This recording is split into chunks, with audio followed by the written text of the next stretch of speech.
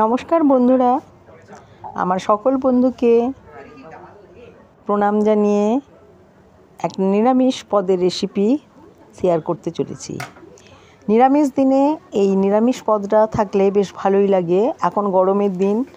এখন গরমের দিনে প্রচুর ঢ্যাঁড়স পাওয়া যায়, আর ঢ্যাঁড়সটা আমাদের খুবই উপকারী।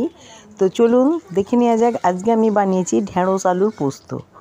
তো প্রথমে আমি লম্বা করে কেটে রেখেছি আলুগুলো, আর কিছু কচি সবুজ ঢ্যাঁড়স কেটে রেখেছি।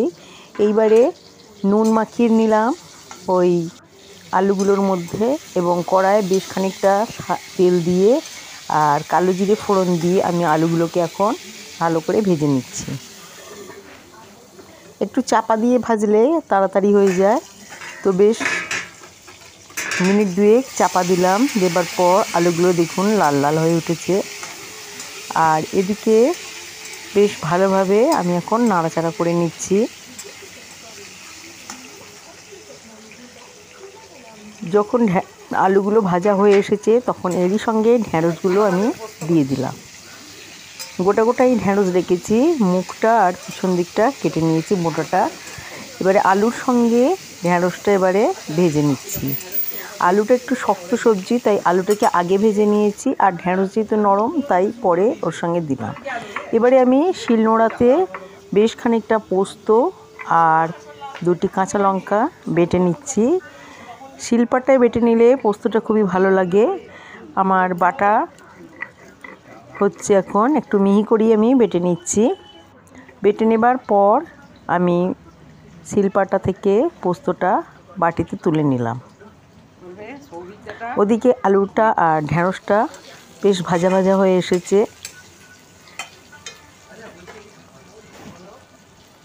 এবারে এর মধ্যে দিয়ে দিলাম হাফ চামচ হলুদ গুঁড়ো আর পরিমাণ মতন লবণ। এটা যে যার স্বাদ অনুযায়ী দিতে হবে।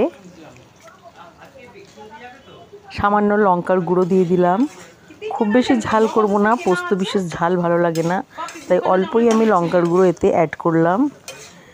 এবারে আমি মশলা সমেত আলু আর ঢ্যাঁড়সগুলোকে ভালো করে ভেজে নিলাম। এবারে বেটে রাখা পোস্তটা আমি ওর মধ্যে দিয়ে দিলাম, দিয়ে বেশ খানিকক্ষণ নাড়াচাড়া করে নেব।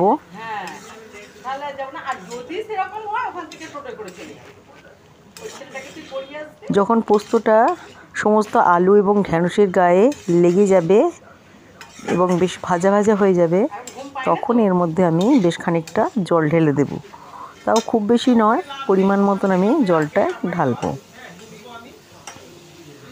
কারণ আগেই বলেছি সবগুলো সবজি মোটামুটি ভাজার সময় সিদ্ধই হয়ে গেছে। এবারে আমি হাফ গ্লাস মতন জল ঢেলে দিলাম, দিয়ে এবারে আমি ঢাকনা দিয়ে দিচ্ছি। মিনিট 5 ফুটতে দিতে হবে। মিনিট 5 পর ঢাকা খুলে দেখে নিলাম জল ছোট হয়ে গেছে, আর সামান্য একটু মিষ্টি স্বাদের জন্য চিনি দিয়ে দিলাম।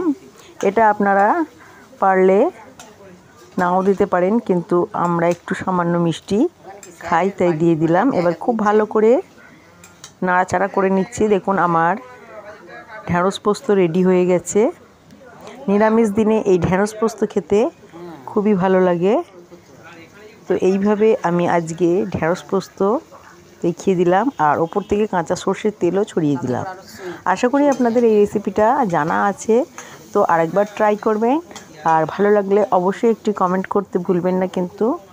আর আমার নতুন বন্ধুরা অবশ্যই আমার চ্যানেল সাবস্ক্রাইব করবে নতুন নতুন রেসিপি দেখার জন্য। চলি বন্ধু, টাটা। আমি এখন লাঞ্চের জন্য রেডি।